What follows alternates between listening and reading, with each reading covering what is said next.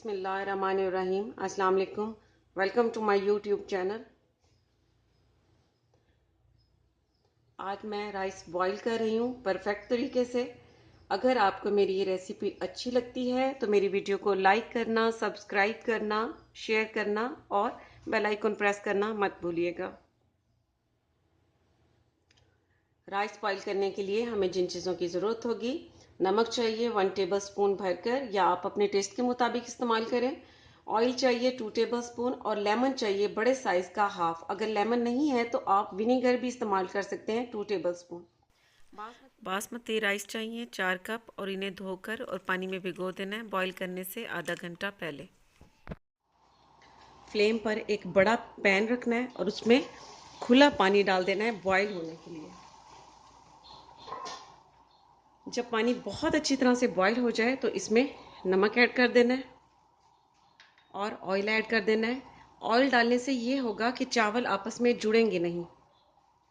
और चावल को सोक किए हुए भी 30 मिनट गुजर चुके हैं। अब इसमें से पानी को ड्रेन कर देना है और इस बॉयल पानी में राइस को डाल देना है। खुले पानी में ये बहुत ही खिले खिले राइस तैयार होंगे। और साथ ही ये लेमन जूस डाल देना है। लेमन जूस नहीं है तो आप विनेगर भी इसमें डाल सकते हैं।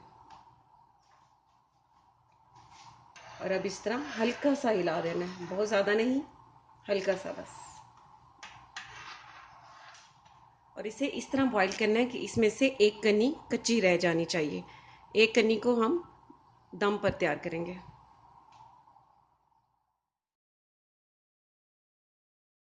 राइस आपने हमेशा खुले पानी में बॉईल करने हैं।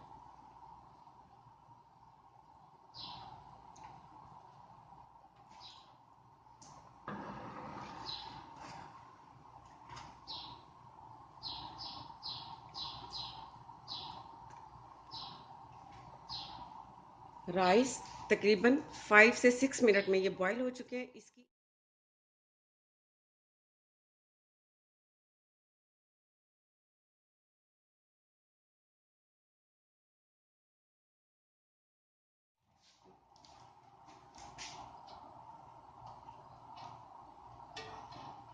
पानी को ड्रेन कर लिया है और 1 गिलास नॉर्मल पानी इसके ऊपर से गुजार लिया है ताकि चावल आपस में जुड़े नहीं और बिल्कुल खिले।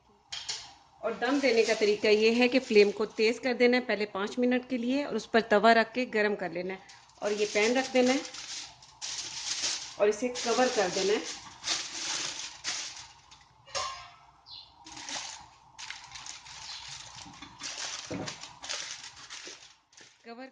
इसे कवर करके 5 मिनट के लिए स्लो फ्लेम पर दम दे देना है।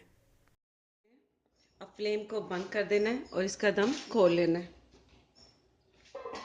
बहुत एहतियात से इसके दूसरे किनारों से पकड़ना है ताकि इसमें जो स्टीम इकट्ठी हुई है वो दूसरी साइड से निकल जाए और आपके चेहरे पे नहीं पड़े। अब इसे इस तरह हिलाना है। ये देखें, बिल्कुल भी आपस में नहीं जुड़े। ये देखें, इस तरह आप चारों तरफ से बड़े आराम से हिला देना है। इस तरह कर बहुत ही खिले खिले बॉयल राइस तैयार है। आप इस बॉयल राइस से बिरयानी तैयार कर सकते हैं, फ्राइड राइस तैयार कर सकते हैं। बिरयानी और फ्राइड राइस के लिए आपको कहूँगी कि आप 6 आवर्स पहले इसे बॉईल करके रेफ्रिजरेटर में रख दें। उससे ये होगा कि आपकी बिरयानी और फ्राइड राइस दोनों ही बहुत खिले खिले तैयार होंगे। और आप इसे मूंग और मसूर की दाल के साथ, चने की दाल के साथ, मसर के साथ भी खा सकते हैं। ये डिनर के लिए बहुत ही ज़बरदस्त रहते हैं। तो आप ज़रूर ट्राई कीजिएगा और इसका फीडबैक मुझे ज़रूर दीजिएगा। इसके साथ ही अल्लाह हाफिज़।